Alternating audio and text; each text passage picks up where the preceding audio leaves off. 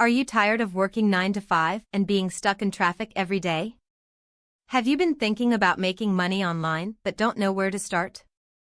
In this video, we will give you some important tips for beginners on how to start making money online. The first step to making money online is finding your niche. This involves identifying your skills and interests and figuring out which online opportunities would best fit them.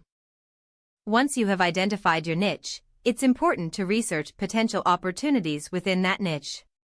This could include freelance work, starting a blog, or creating an online business.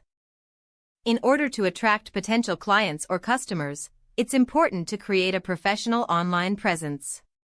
This could include building a website or social media profiles that showcase your skills and experience.